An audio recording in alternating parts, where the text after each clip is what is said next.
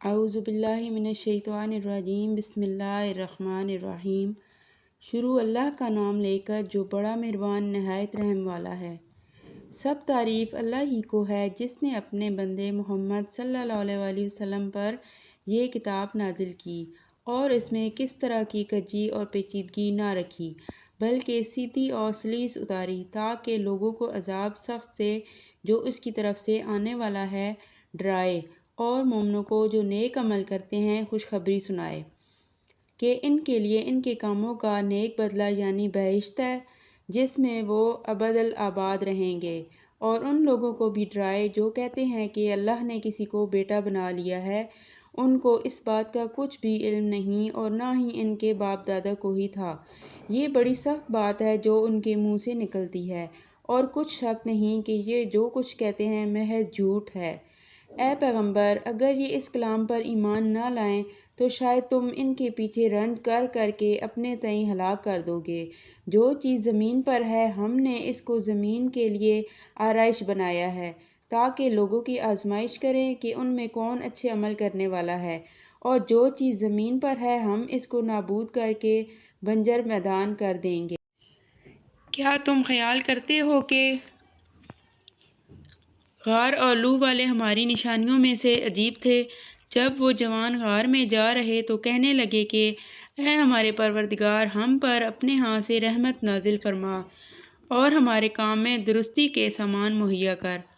تو ہم نے غار میں کئی سال تک ان کے کانوں پر نیند کا پردہ ڈالے رکھا، یعنی ان کو سلائے رکھا، پھر ان کو جگایا اٹھایا تاکہ معلوم کریں کہ جتنی مدت وہ غار میں رہے دونوں جماعتوں میں سے اس کی مقدار کس کو خوب یاد ہے۔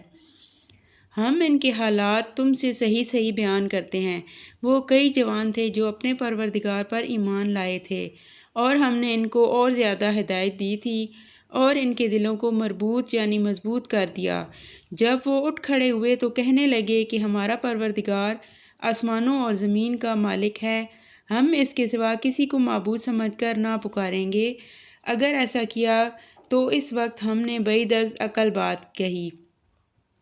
ان ہماری قوم کے لوگوں نے اس کے سوا اور معبود بنا رکھے ہیں، بھلا یہ ان کے خدا ہونے پر کوئی کھلی دلیل کیوں نہیں لاتے؟ تو اس سے زیادہ ظالم کون ہے جو اللہ پر جھوٹ افطرا کرے؟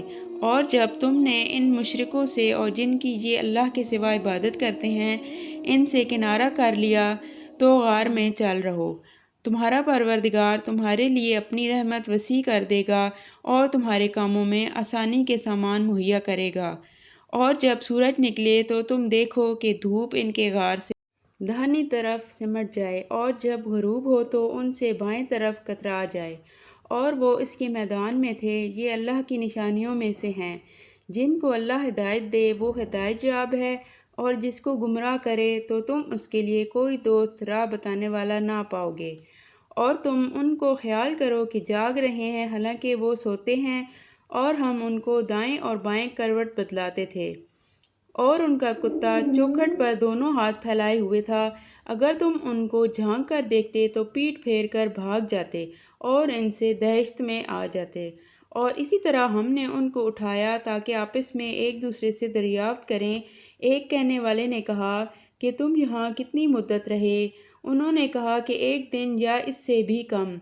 انہوں نے کہا کہ جتنی مدت تم رہے ہو تمہارا پروردگار ہی اس کو خوب جانتا ہے۔ تو اپنے میں سے کسی کو یہ سکہ دے کر شہر بھیجو، وہ دیکھے کہ نفیس کھانا کون سا ہے تو اس میں سے وہ کھانا لے آئے، اور آہستہ آہستہ آئے جائے اور تمہارا حال کسی کو نہ بتائے۔ اگر وہ تم پر دسترس پا لیں گے تو تمہیں سنگسار کر دیں گے یا پھر اپنے مذہب میں داخل کر لیں گے، اور اس وقت تم کبھی فلاح نہیں پاؤ گے۔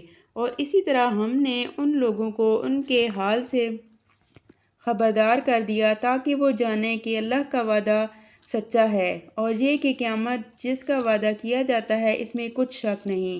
اس وقت لوگ ان کے بارے میں باہم جھگڑنے لگے اور کہنے لگے کہ ان کے غار پر عمارت بنا دو، ان کا پروردگار ان کے حال سے خوب واقف ہے۔ جو لوگ ان کے معاملے میں غلبہ رکھتے تھے وہ کہنے لگے کہ ہم ان کے غار پر مسجد بنائیں گے۔ بعض لوگ اٹکل پچو کہیں گے کہ وہ 3 تھے اور چوتھا ان کا کتا تھا، اور بعض کہیں گے کہ وہ 5 تھے اور چھٹا ان کا کتا تھا، اور بعض کہیں گے کہ وہ 7 تھے اور 8واں ان کا کتا تھا۔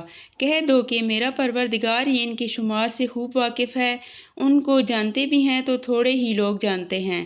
تو تم ان کے معاملے میں گفتگو نہ کرنا مگر سرسری سی گفتگو، اور نہ ان کے بارے میں ان میں سے کسی سے کچھ دریافت ہی کرنا، اور کسی کام کی نسبت نہ کہنا کہ میں اسے کل کر دوں گا، مگر انشاءاللہ کہہ کر، یعنی اگر اللہ چاہے تو کروں گا۔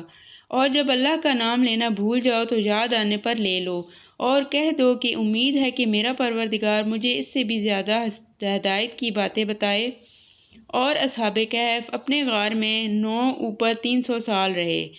کہہ دو کہ جتنی مدت وہ رہے اسے اللہ ہی جانتا ہے، اسی کو آسمانوں اور زمین کی پوشیدہ باتیں معلوم ہیں، وہ کیا خوب دیکھنے والا اور کیا خوب سننے والا ہے۔ اس کے سوا ان کا کوئی کارساز نہیں، اور نہ وہ اپنے حکم میں کسی کو شریک کرتا ہے۔ اور اپنے پروردگار کی کتاب کو جو تمہارے پاس بھیجی جاتی ہے پڑھتے رہا کرو، اس کی باتوں کو کوئی بدلنے والا نہیں، اس کے سوا تم کہیں پناہ بھی نہیں پاؤ گے۔ اور جو لوگ صبح و شام اپنے پروردگار کو پکارتے اور اس کی خوشنودی کے طالب ہیں، ان کے ساتھ صبر کرتے رہو، اور تمہاری نگاہیں ان میں سے گزر کر اور طرف نہ دوڑیں کہ تم آرائش زندگانی دنیا کے خواستگار ہو جاؤ۔ اور جس شخص کے دل کو ہم نے اپنی یاد سے غافل کر دیا ہے اور وہ اپنی خواہش کی پیروی کرتا ہے اور اس کا کام حد سے بڑھ گیا ہے، اس کا کہا نہ ماننا۔ اور کہہ دو کہ لوگو، یہ قرآن تمہارے پروردگار کی طرف سے برحق ہے، تو جو چاہے ایمان لائے اور جو چاہے کافر رہے۔ ہم نے ظالموں کے لیے دوزخ کی آگ تیار کر رکھی ہے جس کی قناتیں ان کو گھیر رہی ہوں گی، اور اگر فریاد کریں گے تو ایسے کھولتے ہوئے پانی سے ان کی دادرسی کی جائے گی جو پگھلے ہوئے تانبے کی طرح گرم ہوگا اور جو منہوں کو بھون ڈالے گا۔ ان کے پینے کا پانی بھی برا اور آرامگاہ بھی بری۔ اور جو ایمان لائے اور کام بھی نیک کرتے رہے تو ہم نیک کام کرنے والوں کا اجر ضائع نہیں کرتے۔ ایسے لوگوں کے لیے ہمیشہ رہنے کے باغ ہیں جس میں ان کے محلوں کے نیچے نہریں بہہ رہی ہیں، ان کو وہاں سونے کے کنگن پہنائے جائیں گے اور وہ باریک دیبا اور اطلس کے سبز کپڑے پہنا کریں گے، اور تختوں پر تکیے لگا کر بیٹھا کریں گے۔ کیا خوب بدلہ اور کیا خوب آرام گاہ ہے!